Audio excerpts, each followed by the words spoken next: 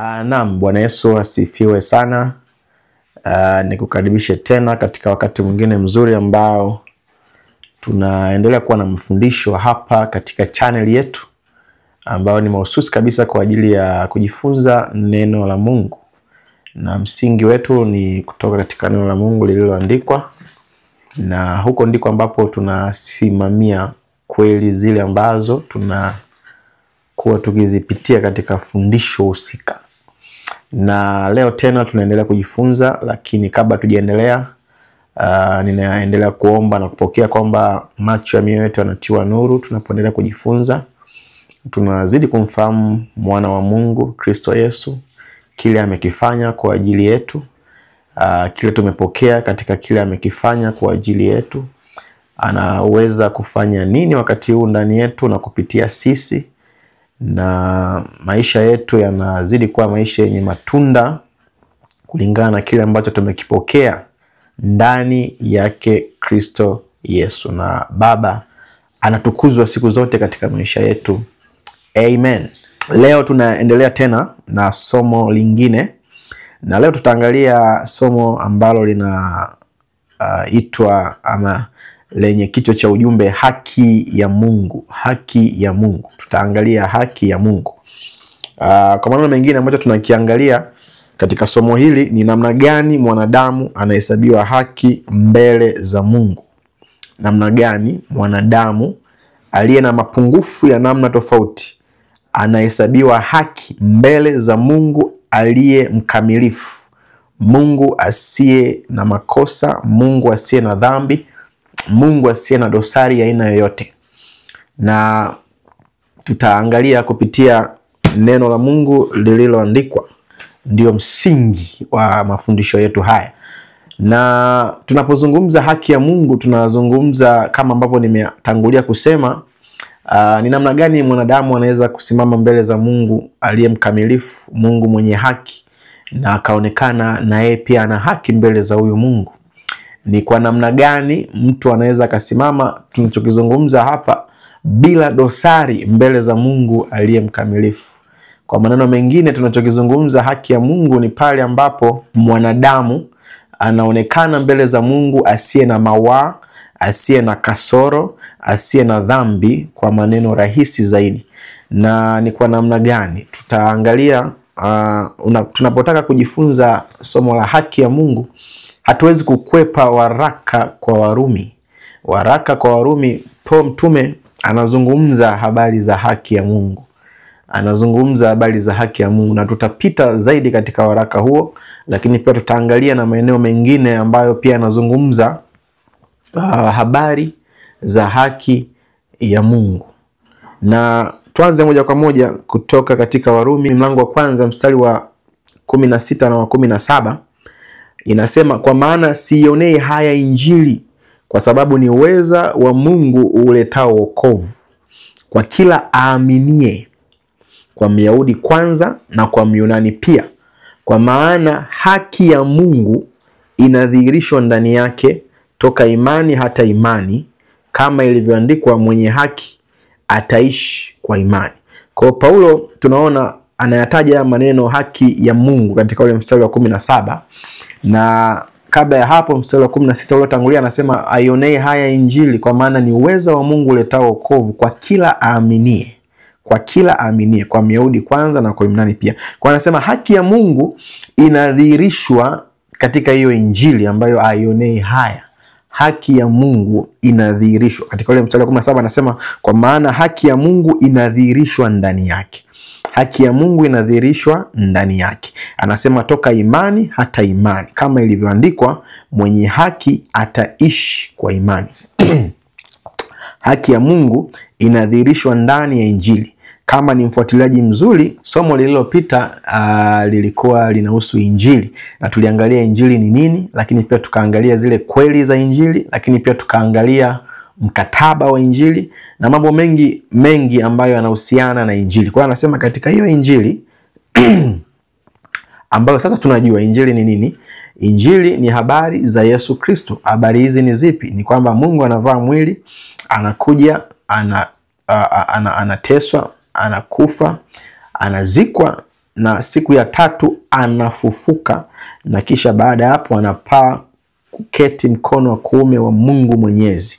Hiyo ndio injili, hizo ndizo kweli za injili. Kwa nasema katika huo ujumbe haki ya Mungu inadhihirishwa ndani yake. Haki ya Mungu ipo katika huo ujumbe wa injili. Haki ya Mungu haiko nje ya hicho. Haki ya Mungu kwa maneno rahisi ni kile ambacho Kristo Yesu amekifanya. Ndio kwa sababu ndicho ambacho tunajifunza katika injili. Humo ndipo haki ya Mungu inapatikana. Humo ndipo ambapo mwanadamu anaweza kuwa mwenye haki mbele za Mungu. Mwanadamu ambaye ni mdhaifu, mwanadamu ambaye ana mapungufu, mwanadamu ambaye yupo katika hali ya dhambi, anaweza kuwa mwenye haki mbele za Mungu kwa sababu ya kile ambacho Kristo Yesu amekifanya katika katika hiyo injili ambayo Mtume Paulo anasema haionei haya. Na katika waraka huu kama ambavyo nimesema wa Mtume Paulo kwa Warumi, ndipo ambapo tunaona haki ya Mungu Paulo akielezea na namna gani inapatikana. Na tunapoendelea mbele, unaposoma mlango wa 5 anafafanua zaidi. Mlango wa 5 wa hiyo Warumi mstari wa 18 na wa 19, hapo utaona anafafanua zaidi. Anafafanua zaidi namna gani hiyo haki ya Mungu katika injili inapatikana, katika kile Kristo Yesu amekifanya kwa mwanadamu inapatikana. Anasema mstari wa 18 na wa 19, basi tena kama kwa kosa moja watu wote walihukumiwa adhabu, kadhalika kwa tendo moja la haki watu wote walihesabiwa haki yenye uzima. Mstari wa 19, kwa sababu kama kwa kuasi kwake mtu mmoja watu wengi waliingizwa katika hali ya wenye dhambi, kadhalika kwa kutii kwake mmoja watu wengi wameingizwa katika hali ya wenye haki. Kwa anaelezea huo mchakato wa namna ambavyo hiyo haki ya Mungu inapatikana. Kumbuka tunajifunza haki ya Mungu.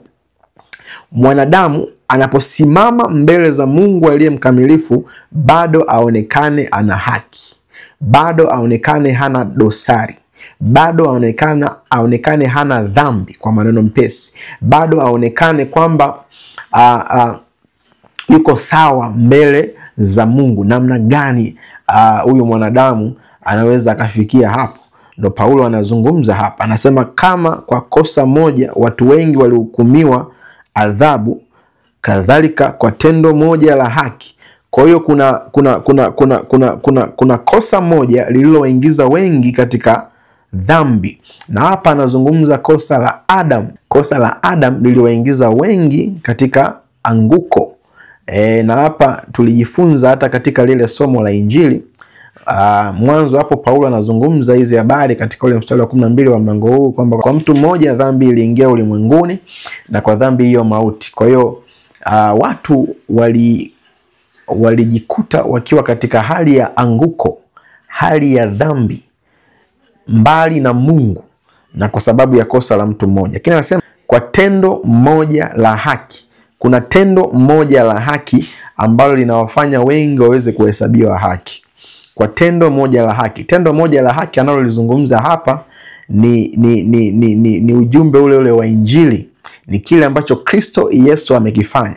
Kwa tunaona kuna wanadamu wa aina mbili. Kuna mmoja ambaye ameuingiza ulimwenguni katika hali ya kukosa, alafu kuna mmoja kwa tendo moja la haki, kwa kile ambacho amekifanya, anawaingiza wengi katika kuhesabiwa haki mbele za Mungu. Hii inatufundisha kitu gani? Hii inatufundisha kwamba kuhesabiwa haki mbele za Mungu kutamtegemea Mungu mwenyewe. Hakutamtegemea mwanadamu. Kwa sababu gani hakutamtegemea mwanadamu? Kwa sababu mwanadamu tayari yupo katika hali ya anguko.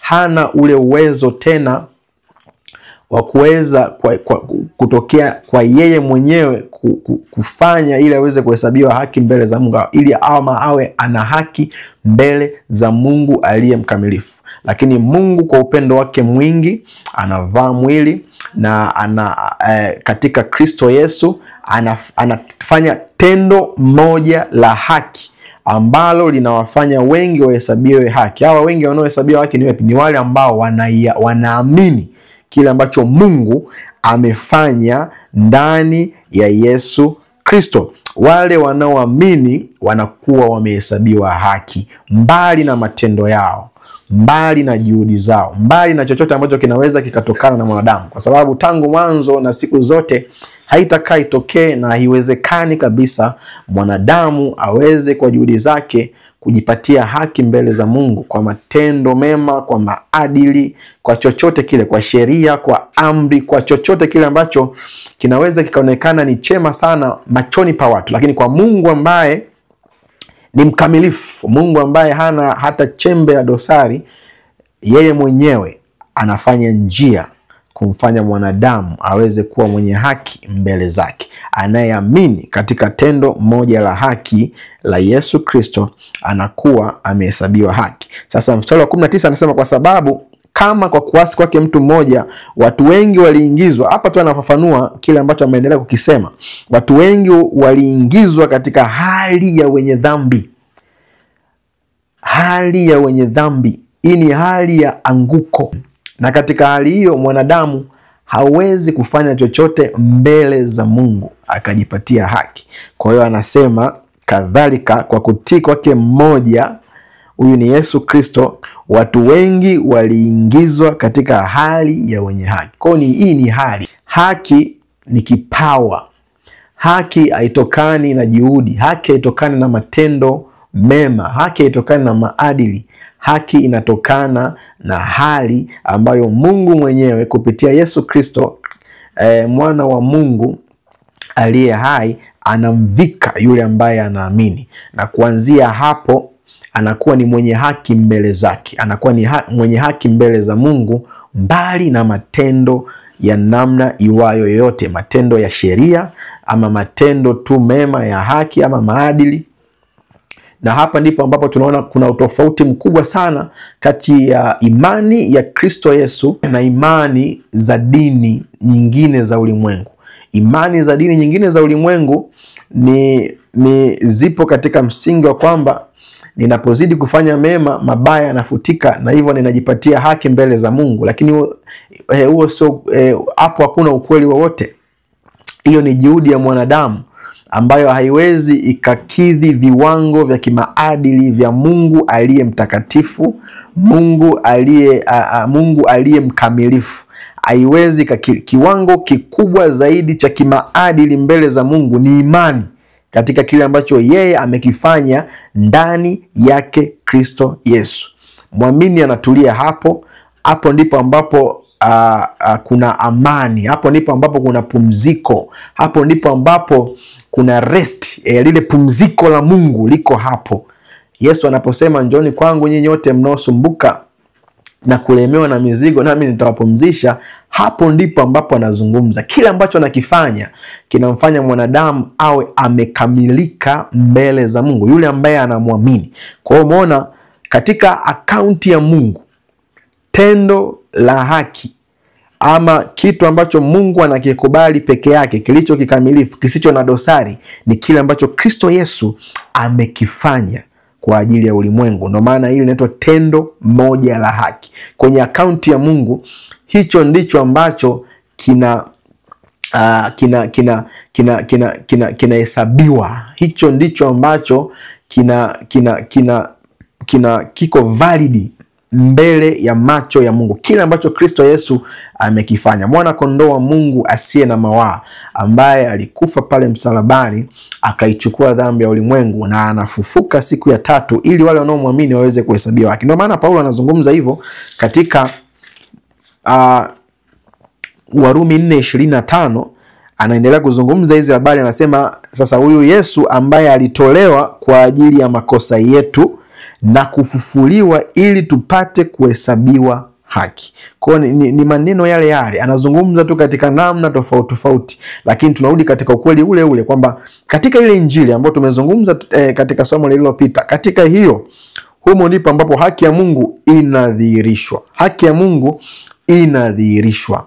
Hapo ndipo ambapo haki ya Mungu inadhihirishwa, sio nje ya hapo, sio mbali na hapo, sio katika dini za wanadamu, sio katika taratibu za wanadamu, sio katika mahubiri ya wanadamu ya maadili na vitu kama hivyo. ni katika kile ambacho Kristo Yesu amekifanya. Anayeamini katika hicho kwamba huyu alikufa kwa ajili ya makosa yetu, alikufa kwa ajili ya dhambi zetu na akafufuliwa, basi huyu anahesabiwa haki mbele za Mungu. Hivyo ndivyo ambavyo mwanadamu anahesabiwa haki mbele za Mungu, kwa kuamini kile ambacho Kristo Yesu amekifanya kwa ajili ya ulimwengu. Na mahali pengine pia Paulo anazungumza hizi habari katika Wakorinto wa pili mlango wa 5 mstari wa 21. Anazungumza hivi, anasema Wakorinto wa pili mlango wa 5 mstari wa 21. Wakorinto, where are you Wakorinto? Wakorinto wa pili mlango wa 5 mstari wa 21 anasema, yeye asiyejua dhambi alimfanya kuwa dhambi kwa ajili yetu, ili sisi tupate kuwa haki ya Mungu katika yeye. Anazungumza na muamini hapa, anazungumza na watu ambao wameamini, watu ambao wapo kanisani. Anawakumbusha hizi habari njema kabisa kwamba yeye asiyejua dhambi, anamzungumzia Yesu Kristo, anasema alimfanya kuwa dhambi pale msalabani. Kama ambavyo tulijifunza katika lile somo la Injili, Kristo Yesu alichukua dhambi ya ulimwengu. Yeye hakuwa na dhambi.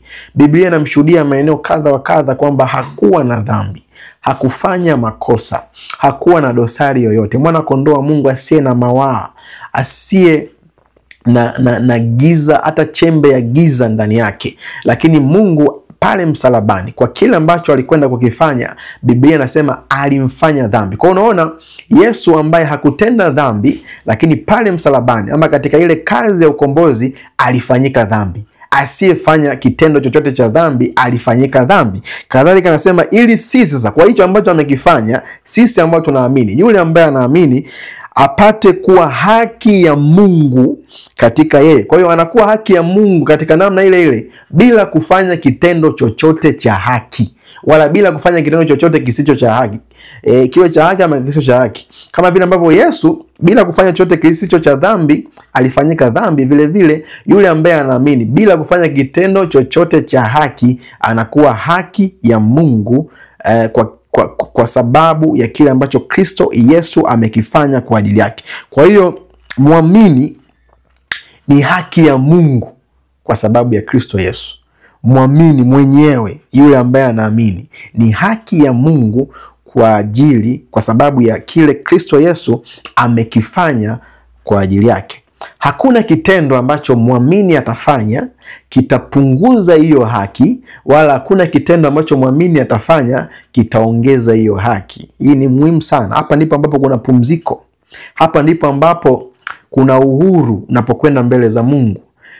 Tunapoanza kuelewa hizi kweli, tunapoanza kuelewa haya mambo kwamba mimi tayari ni haki ya Mungu kwa sababu nimemwamini Kristo Yesu.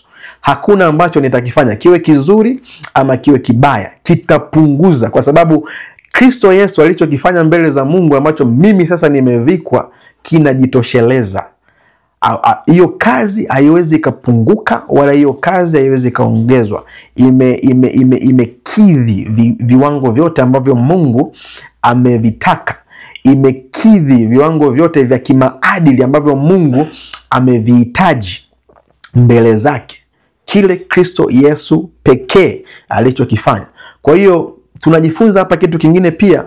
Kuhesabiwa haki ni kwa imani peke yake, mbali kabisa na matendo. Sio imani jumlisha matendo, wala sio imani jumlisha kitu kingine chochote mbele za Mungu. Kumbuka tunazungumza haki mbele za Mungu, sio haki mbele za wanadamu ama haki katika macho ya wanadamu. Ni haki katika mbele za Mungu. Haki katika mbele za Mungu, Mungu atatazama tu imani katika moyo wa huyu mtu, imani katika kile Kristo Yesu amekifanya kwa ajili ya ulimwengu. Na hii haitapunguka wala haitaongezeka. Imejitosheleza milele yote. Iko kamili katika nyakati zote. Ipo kamili katika vipindi na majira ya namna zote. Haiwezi kapunguka wala haiwezi ikaongezeka. Na hapa ndipo ambapo kama nimesema hapo mwanzo kuna pumziko. Unaposoma Warumi sasa mlango wa 5 mstari ule wa kwanza, Paulo anazungumza hivi, anasema basi tukishahesabiwa haki itokayo katika imani, na muwe na amani kwa Mungu kwa njia ya Bwana wetu Yesu Kristo. Basi Tukisha kuhesabiwa haki itokayo katika imani. Hii haki inatoka katika imani. Hii imani tumeshaangalia ni imani ipi? Ni imani katika kile ambacho Kristo Yesu amekifanya. Ni uaminifu wake Kristo mwenyewe, uaminifu wake Mungu mwenyewe, kwamba anamhesabia haki asiyemtaua kwa imani tu, mbali na matendo ya sheria ama matendo mema. Anasema tukishahesabiwa sasa haki ya namna hiyo, tukishajua kwamba tumehesabiwa haki, tukishapokea hiyo haki, anasema muwe na amani. Sasa Kiswahili kidogo kimeweka hivyo, lakini kwenye King James anasema therefore being justified by faith we have peace with God through our Lord Jesus Christ. We have peace. Tayari tuna amani. Kwa hiyo unapofika kufahamu ukweli huo kwamba ninahesabiwa haki kwa imani pekee mbele za Mungu, Biblia inasema tuna amani na Mungu. Tuna amani na Mungu. Tuna uhuru na Mungu. Tuna uhusiano na Mungu usio na hofu, usio na mashaka, usio na uoga wa namna yoyote. Tunamwona Mungu katika namna nyingine tofauti kabisa. Tunakuwa na amani, tunakuwa na uhuru hata wa kuzungumza naye. Tunakuwa na amani, tunakuwa na uhuru tunapokuwa katika maombi, na mtembeo wetu mbele za Mungu unakuwa ni mtembeo ambao una msingi wa amani, kwa sababu tunajua tayari tuna haki. Kwa pia kuanzia hapa, mwanadamu ambaye amehesabiwa haki mbele za Mungu kwa imani katika Kristo Yesu, chochote ambacho anakifanya kama vitendo ama matendo mema, kazi njema zozote ambazo atazifanya kuanzia hapa, anazifanya kama aliye mwenye haki, si ambaye anatafuta haki. Na hapa ndipo tunazidi kuona tofauti ya imani katika Kristo Yesu na imani za dini za ulimwengu. Imani katika Kristo Yesu, muamini anafanya matendo mema sio ili aweze kujipatia haki, anafanya matendo mema kwa sababu yeye tayari ni mwenye haki. Afanye vitendo matendo mema ili aweze kutafuta haki. Anafanya matendo mema kwa sababu tayari ana haki, tayari yuko pamoja na Mungu, tayari ana Mungu ndani yake, tayari anatembea na Mungu, tayari yupo katika mahusiano na Mungu. Yeye aliyeungwa na Bwana ni roho moja pamoja naye, tayari yupo katika uhusiano wa namna hiyo. Kwa hiyo anatoa, kwa mfano matoleo, sio ili apate kitu kwa Mungu. Anatoa kwa sababu tayari ana kitu, ana haki. Kwa hiyo ile haki ndio inomsukuma kutoa. Anaomba sio ili kwa sababu sio amtafute, anaomba sio ili sio Mungu aje ndani yake au lugha kama hizo. Anaomba kwa sababu tayari ana haki, Mungu yuko pamoja naye. Anafanya matendo ya huruma kwa kuangalia masikini na wajane na yatima, sio ili atafute haki mbele za Mungu, ili akaunti yake mbele za Mungu ijaye matendo mema na Mungu aweze kuanza kumtazama. No, anafanya hivyo kwa sababu tayari yeye ni mwenye haki.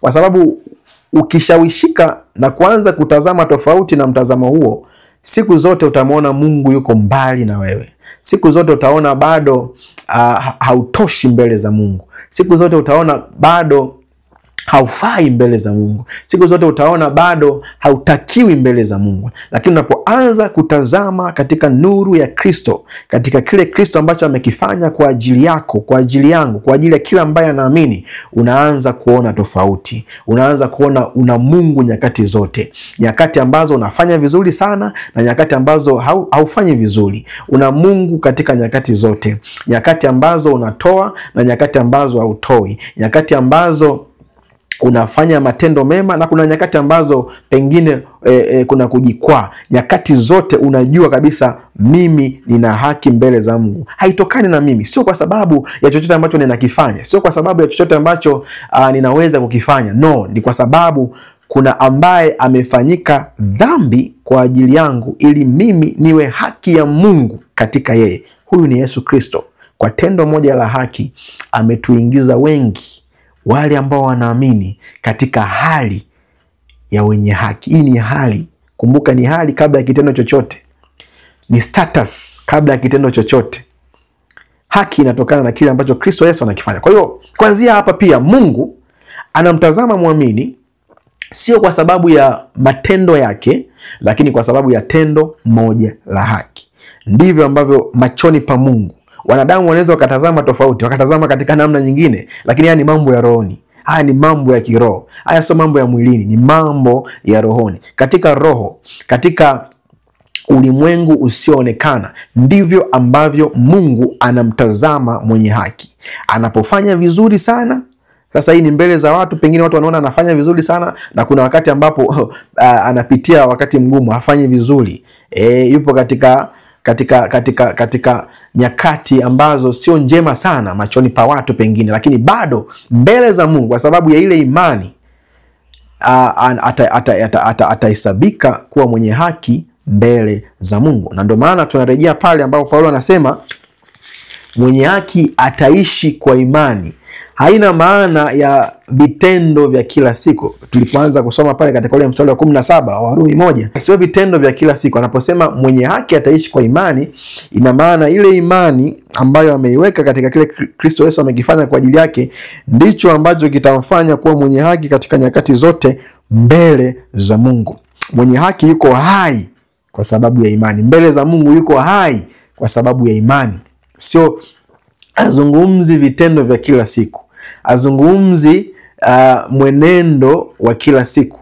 Anazungumza kile ambacho mwenye haki amepokea kutokana na imani aliyoiweka kwa Mungu, kwa kile ambacho Mungu amefanya ndani yake Kristo Yesu. Mungu amefanya nini? Amefanya nini ndani ya Kristo Yesu? Yeye asiyejua dhambi alimfanya kuwa dhambi ili sisi tupate kuwa haki ya Mungu katika yeye. Haleluya. Hizi ni habari njema sana. Hizi ni habari njema sana. Sasa tuangalie kitu kimoja katika huo mstari wa 17 wa Warumi 1. Inasema, kwa maana haki ya Mungu inadhihirishwa ndani ya nini? Ya ile Injili, toka imani hata imani. Kama ilivyoandikwa, mwenye haki ataishi kwa imani. Unapobaki tu katika muktadha na kubaki maandiko yajitafsiri yenyewe, anaposema imani hata imani, anachokizungumza hapa ni kwamba katika nyakati zote Mungu amemhesabia mwanadamu haki kwa imani peke yake. Tangu mwanzo, tangu watakatifu wa Agano la Kale na hata watakatifu wa Agano Jipya. Naposema hapa ninamaanisha tangu wakati ambapo Kristo Yesu aliahidiwa, na baada ile ahadi kuwa imetimilika, katika nyakati zote, katika vipindi vyote, Mungu amemhesabia mwanadamu haki machoni pake kwa imani peke yake, mbali na matendo. Katika Agano la Kale, ama kwa watakatifu wa Agano la Kale, alifanya hivyo kwa sababu waliamini katika ahadi. Aliwaonesha kwamba kuna wakati unakuja huko mbele, Mungu atavaa mwili, na Mungu huyu katika Kristo Yesu atateswa, atakufa na atafufuka. Na walipoitazama hii kama ahadi ya Mungu, walipoitazama katika namna hiyo, wakamwamini Mungu katika hiyo ahadi, walihesabiwa haki. Na tunaona mifano kadha wa kadha. Tutamtazama Ibrahimu ambaye Paulo anazungumza katika Warumi mlango wa 4. Tusome mistari michache, mstari wa 1 mpaka wa 3. Anasema, basi tusemaje juu ya Ibrahimu baba yetu kwa jinsi ya mwili? Anazungumza na Wayahudi, kwa sababu Ibrahimu ndiye baba kwa jinsi ya mwili, baba ya Wayahudi.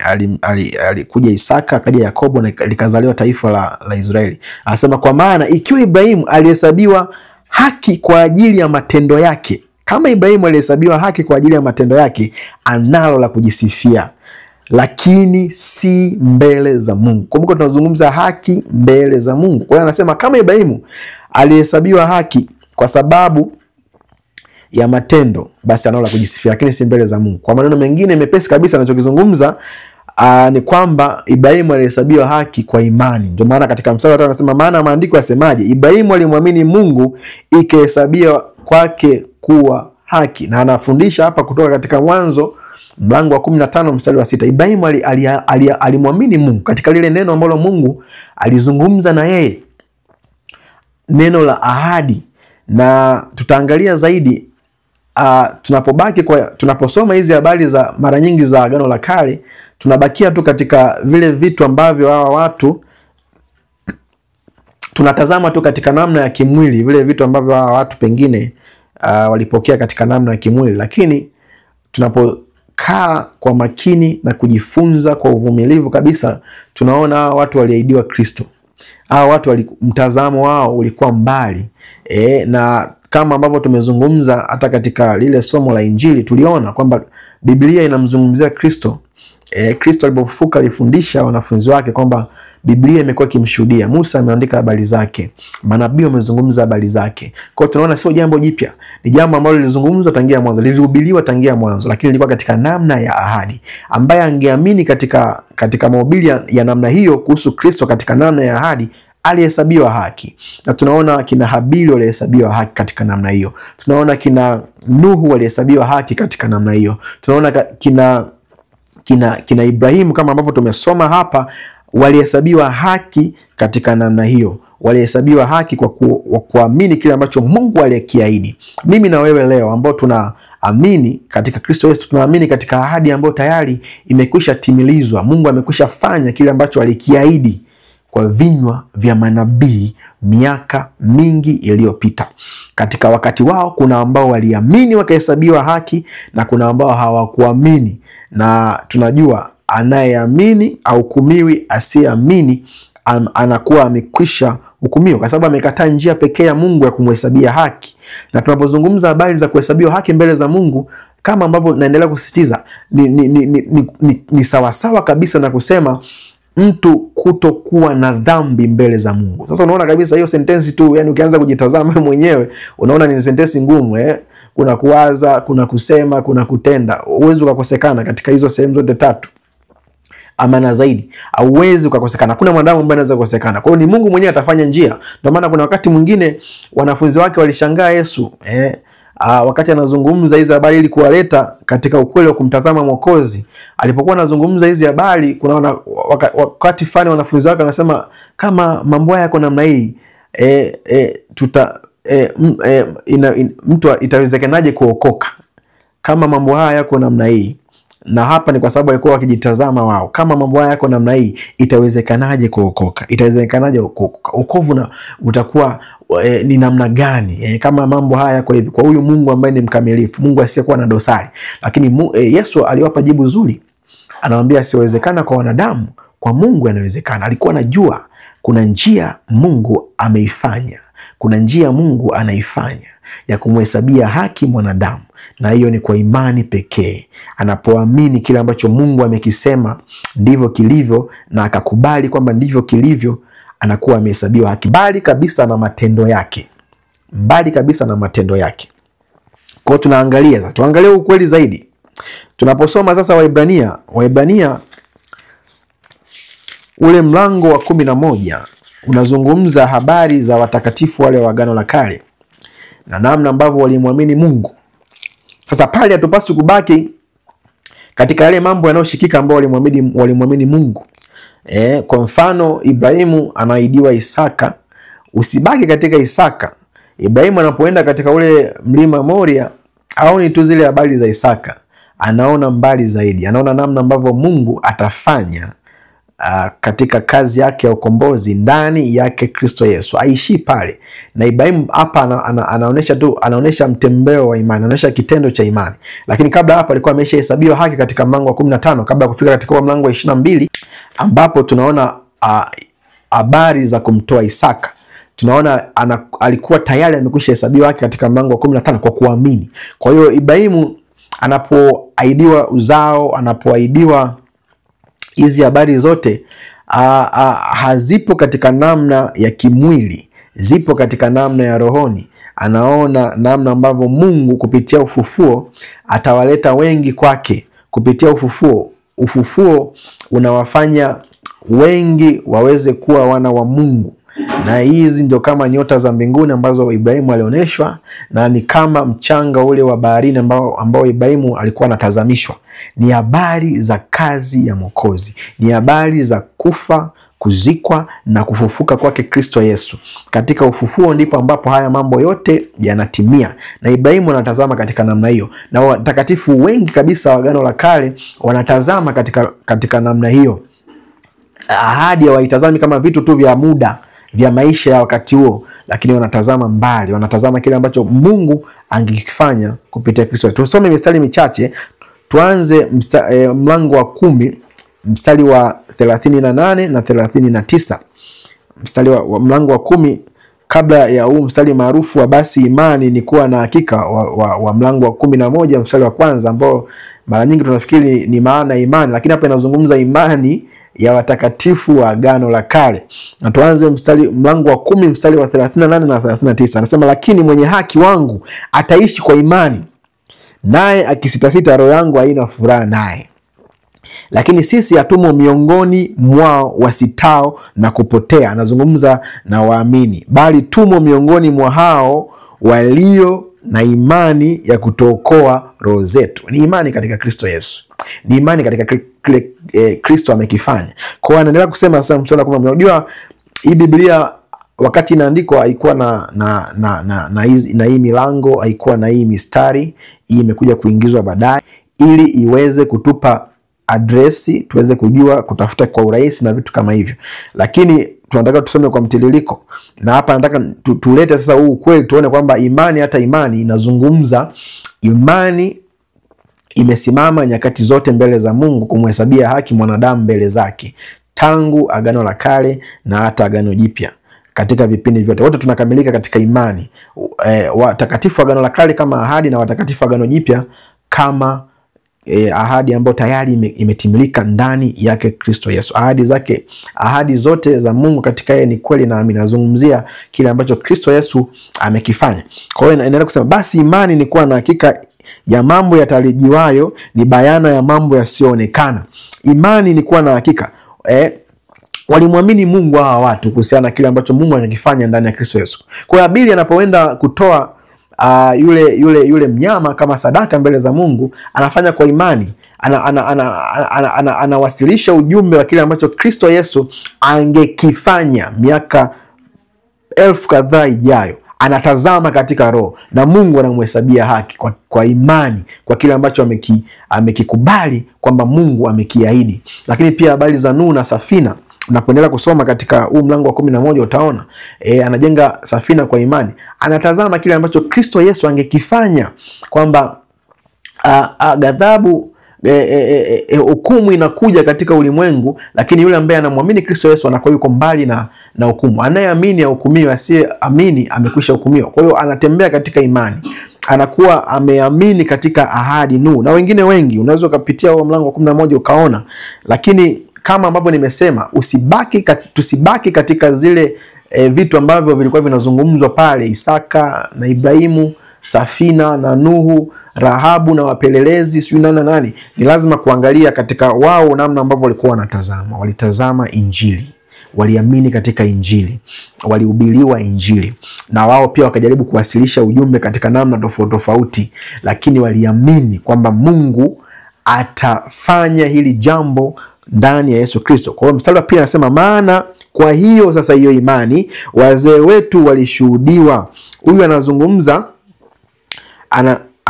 anazungumza kwa maana kwa hiyo imani sasa wazee wetu walishuhudiwa. Huu ni mstari wa pili. Anazungumza kama ambavyo huu waraka unaitwa Waebrania, anazungumza na Waebrania. Ndio maana anataja mambo baba zetu na vitu kama hivyo, kwa sababu hawa ni Wayahudi ambao wanazungumzwa hapo.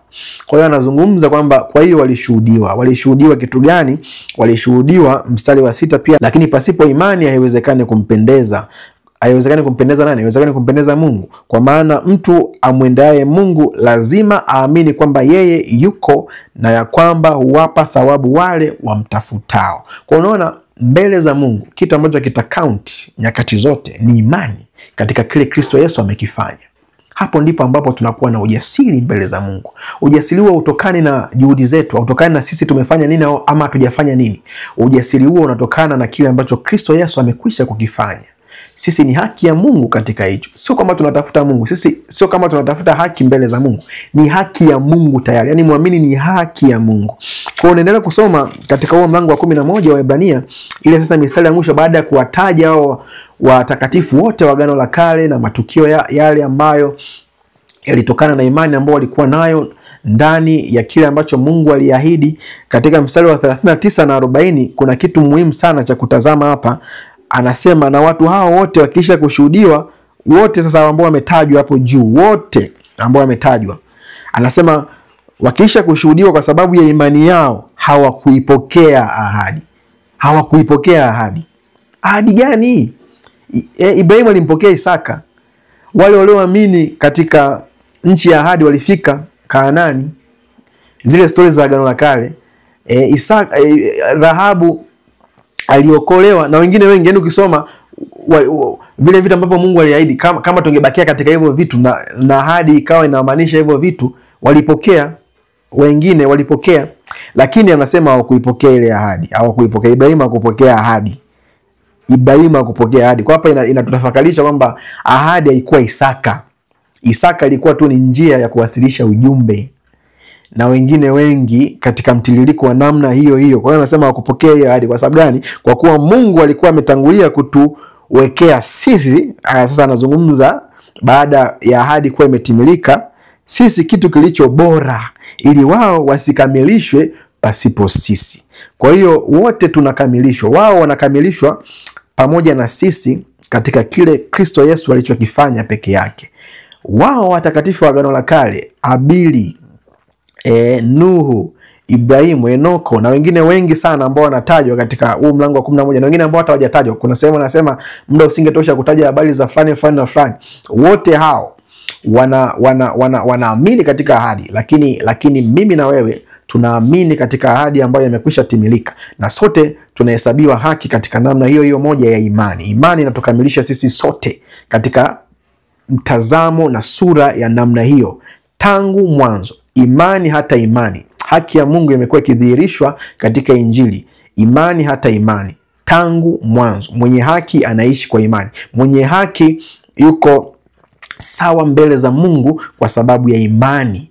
Mwenye haki yuko sawa mbele za Mungu kwa sababu ya imani, na si kwa sababu nyingine yote. Na unaweza kaona ushahidi mwingine katika Yohana 8, Injili ya Yohana 8:56 inazidi kutazamisha kwamba Ibrahimu hakuwa anatazama haya mambo katika namna ya mwilini tu pale, alikuwa anatazama mbali sana. Yohana 8:56 inasema Ibrahimu baba yetu alishangilia kwa vile atakavyoiona siku yangu, naye akaiona akafurahi. Yesu anawaambia Wayahudi, Ibrahimu baba yenu aliamini. Nyinyi hamwamini maneno ambayo nawaambia. Nyinyi hamwamini kwangu mimi. Hamwamini, amji kwangu ili muweze kupata uzima. Hamwamini. Anatazamisha hata katika ule mlango wa 5 kwamba Musa alishuhudia habari zangu, aliandika habari zangu. Kama kweli mko mnamwamini Musa, mngeniamini na mimi. Lakini kwa sababu nyinyi hamkuamini, hata maneno yangu pia mfanyaje? Amniamini. Anatazamisha tena Ibrahimu alifanyaje? Alishangilia kwa vile alivyoiona siku yangu. Yesu anapozungumza habari za siku yangu, siku ile alipokuwa katika mwili, saa ile, saa yangu, siku yangu, anazungumza kufa kwake, kuzikwa kwake na kufufuka kwake. Ibrahimu aliona, akafurahi, akashangilia.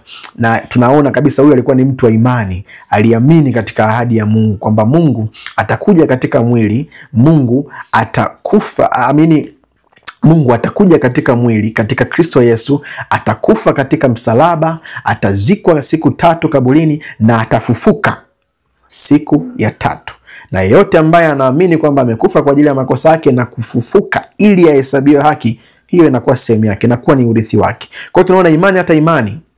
Paulo anaposema, anazungumza kuonesha kwamba nyakati zote Mungu hajawahi kumhesabia mtu haki kwa matendo, yawe ya sheria ile ya Musa, yawe ya namna yoyote ya dini nyingine yoyote. Mungu hajawahi kumhesabia mtu haki katika namna hiyo. Mungu siku zote amemhesabia mtu haki kwa imani katika neno lake, kwa imani katika ahadi yake, kwa imani katika kile ambacho amekifanya ndani yake Kristo Yesu. Nje na hapo, huyu anakuwa sio Mungu wa Biblia, anakuwa ni Mungu mwingine. Na wakati mwingine mtu anaweza akasimama, sasa watu wa dini hawa, na akasema unaona Yakobo 2 nazungumza vitu fulani. Unaona Yakobo 2 nasema kwa mfano mstari wa 24, ni kusoma tu nje ya muktadha. Yakobo 2:24 inasema, muona kwamba mwanadamu huhesabiwa kuwa na haki kwa matendo yake, si kwa imani peke yake. Mstari wa 26 unaweza kasimamia kidete, muona hii hapa inasema mstari wa 26, maana kama vile mwili pasipo roho umekufa, hivyo hivyo na imani pasipo matendo imekufa. Sasa imani pasipo matendo imekufa, unatakiwa ubaki katika muktadha. Anza huu mlango wa 2 mstari wa 14, ujue huyu mwandishi ametokea wapi, anazungumza kitu gani. Ni imani ile ile ambayo Paulo anaizungumza katika mtazamo ule ule, ama anazungumza kitu gani kingine? Unaposoma kuanzia mstari wa 14 utaanza kuona anachokizungumza hapa ni kitu tofauti. Anasema ndugu zangu, mstari wa 14 wa mlango wa 2 wa Yakobo, ndugu zangu, yafaa nini mtu akisema ya kwamba anayo imani lakini hana matendo? Je, ile imani yaweza kumuokoa? Sasa hapa anazungumza wokovu wa namna gani, ama anazungumza kuhesabiwa haki kwa namna gani? Azungumzi kile ambacho mimi nimekuwa nikizungumza tangia mwanzo, haki ya Mungu. Azungumzi haki ya Mungu mbele za Mungu. Anachokizungumza hapa, unapoendelea kusoma mstari wa 15, ikiwa ndugu mwanamume au ndugu mwanamke yu uchi na kupungukiwa na riziki, na mtu wa kwenu akawaambia, enendeni zenu kwa amani, mkaote moto na kushiba, lakini asiwape mahitaji ya mwili, yafaa nini? Vivyo hivyo na imani isipokuwa ina matendo imekufa nafsini mwake. Lakini mtu atasema, wewe unayo imani nami ninayo matendo, nionyeshe imani yako pasipo matendo, nami nitakuonyesha imani yangu kwa njia ya matendo. Kwa hiyo hapa anachokizungumza sio uhusiano wa mtu na Mungu. Anazungumza uhusiano wa mtu na mtu. Kuna uhusiano wa mtu na Mungu, alafu kuna uhusiano wa mtu na mtu. Kwa hapo unaona ni mtu. Mtu hawezi kweli akaja kwangu ama kwako, wewe unajiita mtu wa imani, na akawa anahitaji jambo fulani ambalo liko ndani ya uwezo wako, alafu usilifanye, ukamnyima, ukamwambia maneno ambayo kama hapa Yakobo anayazungumza. Huyo mtu ataona katika mtazamo huo kwamba imani ambayo unasema unayo haipo, imekufa, kwa sababu haijaambatana na matendo. Kwa sababu matendo ni kwa ajili ya watu. Matendo siku zote, yani ukitaka kuwa salama, ni kwa ajili ya watu. Mbele za Mungu kuna tendo moja la haki tayari ambalo limekwisha simama nyakati zote, majira yote, vipindi vyote. Kwa sababu mbele za Mungu, viwango vya kiungu, hakuna mwanadamu ambaye anaweza kukidhi hata siku moja, hata ujitahidi vipi. Hata ufungiwe chumbani peke yako, miaka nenda miaka rudi, usikutane na mtu, usionane na mtu, labda unaweza ukasema interaction za watu zinaweza kukufanya ukakosea, hata ukawa peke yako, bado haitakaa ije itokee siku ukapata haki mbele za Mungu kwa sababu ya matendo yako, ama kwa sababu ya chochote ambacho kinatokana na wewe ama kinatokana na mimi. Ni kile ambacho Kristo Yesu peke yake amekifanya. Kwa anachokizungumza Yakobo na maeneo mengine mengi sana ni kutafsiri tu nje ya muktadha, ni kunyofua tu maandiko na kuto kujua nini mtu huyu anazungumza. Anachokizungumza hapa ni sasa kabisa na ambacho Yohana pia anakizungumza, kwamba tusipende kwa nini kwa neno, lakini tupende kwa nini kwa tendo. Naposema nina upendo wa Mungu ndani yangu, ni lazima upendo ufanyaje? Udhihirike. Na hiyo kudhihirika ni kwa ajili ya watu, lakini Mungu hana haja ya mimi nikumuonesha kwa vitendo. Mungu tayari ana ufahamu wote, anajua, anaona moyo, anaona ndani. Anapotazama Mungu sivyo anapotazama wanadamu, lakini kwa wanadamu ni lazima nitatakiwa kuonesha mwenendo, nitatakiwa kuonesha mtembeo fulani, lakini kwa Mungu ni tofauti. Mungu atazami kama ambavyo wanadamu wanatazama. Kwa hiyo ili kubaki salama pia wakati mwingine ni kutafsiri maandiko ndani ya muktadha, kuacha kunyofoa maandiko na kuruka nayo na kuanza kusema vyovyote, kwanza kuyapa maandiko mawazo ambayo yenyewe hayasemi. Nenda katika andiko, tulia, acha maandiko ya kuambie wewe kile ambacho, ama mwandishi akuambie kile ambacho alikuwa amekusudia kukisema na si vinginevyo. Kwa tunaona tangu mwanzo haki ya Mungu ni kwa imani peke yake, mbali na matendo. Alichokifanya Kristo Yesu kimetosha. Matendo mema ni mazuri, lakini hajawahi kutosha kumhesabia mtu haki mbele za Mungu.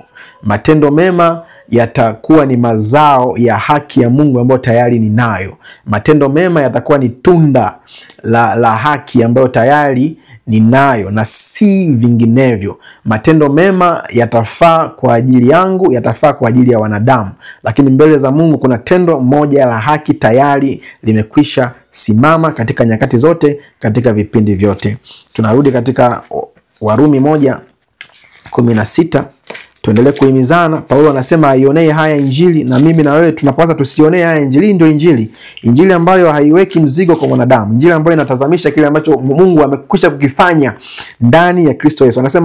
Anasema kwa maana sionei haya Injili, kwa sababu ni uwezo wa Mungu uletao wokovu kwa kila aminie, kwa Myahudi kwanza na kwa Myunani pia, kwa maana haki ya Mungu inadhihirishwa ndani yake toka imani hata imani, kama ilivyoandikwa, mwenye haki ataishi kwa imani. Kwa hiyo tuna kila sababu ya kutokuionea haya Injili ya kweli, ambayo inauleta wokovu wa kweli, ambayo inamfanya mwanadamu awe na amani ya kweli mbele za Mungu, ambayo inamfanya mwanadamu aweze kuwa amepatanishwa na Mungu kweli kweli, awe na haki ya kweli mbele za Mungu, haki ambayo haitokani na haki ambayo inatokana na kile ambacho Mungu mwenyewe amekifanya kwa ajili ya ulimwengu wote. Anasema huo ndo uwezo wa Mungu uletao wokovu. Huo ndo uwezo wa Mungu uletao wokovu kwa kila aminie. Hakuna matabaka. Anasema kwa Myahudi kwanza na kwa Myunani pia. Myahudi kwa sababu Mungu alianza kushughulika na Wayahudi na alianza kushughulika na familia, alianza kushughulika na watu hao mwanzo, lakini anasema na kwa Myunani pia. Kwa hiyo imani inasimama kwa wote, kwa wakati uliopita na wakati huu. Kwa Wayahudi ambao walikuwa na sheria ambayo haikuweza kuwaokoa, na sheria tu ilikuwa inawaelekeza kwa kile ambacho Mungu alikifanya. Unaposoma hata Warumi 10 utaona Paulo anaomba kwa ajili ya Wayahudi. Anaomba kwa ajili ya Wayahudi hawa ambao bado wameshikilia sheria. Ndugu zangu, nitakayo sana moyoni mwangu na dua yangu ni mwombayo Mungu ni kwa ajili yao ili waokolewe. Wameshika sheria, wanafikiri sheria itawaokoa. Wanafikiri kushika zile amri na hukumu na nini vitawaokoa. Lakini wanasema no, kwa maana na washuhudia kwamba wanajuhudi kwa ajili ya Mungu lakini si katika maarifa. Kutokuwa na ufahamu huu kuhusiana na haki ya Mungu, namna ambavyo inapatikana, ni kuwa na juhudi kwa ajili ya Mungu lakini ni nje ya maarifa. Nikasasawa na kujilisha upepo. Anasema kwa maana wakiwa hawaijui haki ya Mungu na wakijitaka kuithibitisha haki yao wenyewe, hawakujitia chini ya haki ya Mungu. Kwa maana Kristo ni mwisho wa sheria, anawaambia wale wanaoshika sheria, ili kila aminie ahesabiwe haki. Kila anayeamini anahesabiwa haki. Kristo ni mwisho wa kila kitu. Kristo, sheria pia inakuelekeza tu kwa Kristo, kwa sababu ukianza kuishika utaona tu utoshi, haufai. Unahitaji mwokozi. Kwa hiyo una surrender tu, inakuonesha tu unamhitaji yule ambaye tayari ameshatimiza hiyo sheria. Amekwisha timiza kile ambacho Mungu alikuwa anakitaka ama kilihitajika kufanyika. Yeye asiyejua dhambi alifanyika dhambi kwa ajili yetu ili sisi tuwe haki ya Mungu katika yeye. Kwa hiyo hawa Wayahudi walikuwa wanabidii, na hata leo wanahitaji Injili. Wako kule Israeli wanahitaji Injili. Wanahitaji Injili. Hakuna matabaka mbele za Mungu, hakuna upendeleo mbele za Mungu. Ni imani katika kile Kristo Yesu alichokifanya. Wale ambao wanaamini ndio taifa teule, ndio taifa takatifu.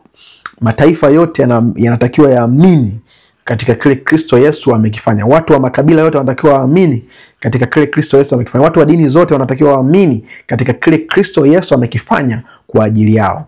Kuwa nje ya hapo ni kuwa na maarifa, ni kuwa na juhudi kwa habari ya Mungu, lakini pasipo maarifa, mbali na maarifa. Pumzika katika haki ya Mungu. Pumzika katika kile ambacho Mungu amekifanya. Wale ambao wameamini katika kile Kristo Yesu amekifanya, wamekwisha hesabiwa haki. Anasema tukisha kuhesabiwa haki kwa njia ya imani, tuna amani na Mungu. Tuna amani na Mungu. Tunaona tu mtembeo wetu katika maombi ukiwa mwepesi. Tunaona kazi ya huduma ikiwa inaenda vizuri. Tunaona tukitenda matendo mema sio ili kutafuta kitu fulani kwa Mungu. Tayari tuna Mungu mzima. Tayari tuko na Mungu pamoja kabisa nyakati zote, vipindi vyote. Mungu atuachani naye. Mungu yuko pamoja na sisi katika majira yote na nyakati zote kwa kile Kristo Yesu amekifanya. Tunaona kuna wepesi katika kazi ya huduma, kuna wepesi katika kumzalia Baba matunda kwa sababu hukumu inakuwa mbali na sisi. Chochote ambacho kinaleta hatia hakionekani tena katikati yetu kwa sababu tumeelewa, tumefahamu kwamba yeye asiyejua dhambi alimfanya kuwa dhambi kwa ajili yetu ili sisi tuweze kuwa haki ya Mungu katika yeye. Mwamini ni haki ya Mungu, hatafuti haki mbele za Mungu. Anatenda matendo mema yakitokana na kile ambacho tayari amepokea. Hatendi matendo mema ili kuprove mbele za Mungu. Anatenda matendo mema kwa sababu ni asili yake, yeye ni haki tayari. Endelea kujifunza pamoja nami katika channel yetu hii ambayo ni mahususi kabisa kwa ajili ya mafundisho ya neno la Mungu, na mpaka wakati mwingine ambapo tutakuwa tena na somo lingine, niseme kwamba Mungu amekubariki sana na uwe na wakati mwema. Amen.